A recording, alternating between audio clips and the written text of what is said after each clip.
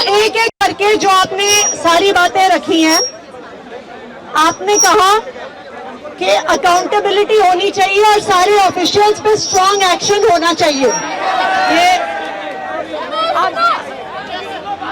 तो जो हमारे पास, देखिए, जो हमारे पास सबसे पहली प्रिलिमिनरी रिपोर्ट आई, इंक्वायरी रिपोर्ट, 2 दिन में प्रिलिमिनरी रिपोर्ट ही आती है, उसमें 2 रीजंस सबसे मेजर निकल के आए। सबसे पहला रीजन, एक मिनट पकड़ लेंगे आप, सबसे पहला रीजन ये निकल के आया कि जो ड्रेन था जिससे पानी की निकासी होनी थी, उस ड्रेन पर सारे कोचिंग सेंटर्स ने इंक्रोच कर लिया था, इसलिए पानी बहकर नहीं जा रहा था। ये इंश्योर करना कि इंक्रोचमेंट ना हो, ये हमारे फील्ड लेवल ऑफिसर्स का काम होता है।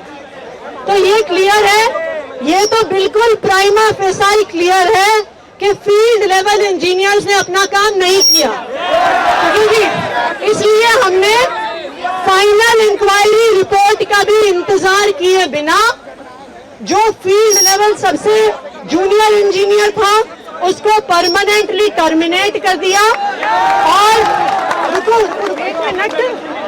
और जो असिस्टेंट इंजीनियर था उसको सस्पेंड कर दिया। लेकिन आप ये मत सोचना कि हमने सबसे जूनियर लोगों को निकाल के बाकी ऊपर वालों को बचा लिया, ऐसा नहीं होगा। पहले इंक्वायरी रिपोर्ट आने दीजिए। देखिए, अगर पूरी इंक्वायरी रिपोर्ट के बिना हम एक्शन लेंगे तो सब जो कसूरवार हैं वो बच जाएंगे। पहले मैंने 7 दिन का समय दिया है, एक मैजिस्ट्रियल इंक्वायरी होती है, आप लोग यूपीएससी की तैयारी कर रहे हैं, सीआरपीसी के सेक्शन 2G में बनती है वो, और ये जो भारतीय नागरिक सुरक्षा संहिता में बनी है उसके सेक्शन 173 में एक मैजिस्ट्रियल इंक्वायरी का प्रावधान होता है। वो कोर्ट ऑफ लॉ में एक लीगल इंक्वायरी होती है, वो सिर्फ किसी एक अफसर के साइन से नहीं होती, वो क्रिमिनल प्रोसीजर कोड के तहत होती है। जो मैजिस्ट्रियल इंक्वायरी है उसके तहत जो भी अफसर जिम्मेदार पाए जाएंगे, चाहे वो छोटे से छोटा अफसर हो या इस शहर का सबसे बड़ा आईएएस अधिकारी हो, सब पे सख्त से सख्त कार्रवाई होगी, किसी को भी बख्शा नहीं जाएगा, मैं आपसे वादा करके जा रही हूँ। लेकिन जो बेसमेंट में लाइब्रेरीज चल रही हैं या जो भी वायलेशन किया जा रहा है उस पे सख्त कार्रवाई होनी चाहिए। ये आप लोगों की जो ये डिमांड है उस पर ऑलरेडी काम शुरू हो गया है। दिल्ली के 30 बड़े बड़े कोचिंग सेंटर्स के बेसमेंट्स को सील कर दिया गया है। 200 और कोचिंग सेंटर्स को शो कॉज नोटिस दे दिया गया है। नोटिस के बाद 48 घंटे का समय देना होता है, 48 घंटे के बाद उनको भी सील कर दिया जाएगा। लेकिन किसी अफसर को वो हमने सब अफसरों पे एक्शन होगा, सब जो बायलॉज हैं उनके अनुसार एक्शन होगा। लेकिन जो सबसे जरूरी चीज है कि आपकी लॉन्ग टर्म जो ग्रीवेंसेस हैं उनको एड्रेस होना जरूरी है। तो इसलिए, और ये सिर्फ आपके लिए नहीं, आप लोगों में से कुछ आईएएस अफसर बनेंगे, आपके बाद बहुत सारे और लोग भी आईएएस की तैयारी करने आएंगे।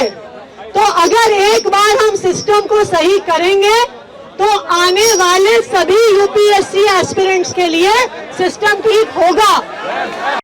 ये लड़ाई सिर्फ आपकी नहीं है, ये लड़ाई इस देश के सारे यूपीएससी एस्पिरेंट्स की है।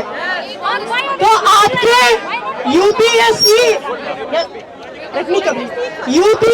एस्पिरेंट्स के लिए और आपके अलावा जो बाकी कोचिंग सेंटर्स में भी लोग तैयारी करते हैं, बैंक के एग्जाम की, जेईई नीट की, उन सब के लिए जो आपके सारे इश्यूज हैं, which includes regulation of fees, जो आपकी इश्यूज हैं, रेंट, ब्रोकरेज, जो आपके इश्यूज हैं, हाई इलेक्ट्रिसिटी कॉस्ट, जो ग्रीवेंस रिड्रेसल मैकेनिज्म की आपकी डिमांड है, उसके लिए दिल्ली सरकार एक coaching institute and other allied businesses regulation का कानून लेकर आएगी। आज हमने उसकी घोषणा करी है, जो कोचिंग इंस्टीट्यूट्स को रेगुलेट करेगा और उसके एलाइड बिजनेसेस,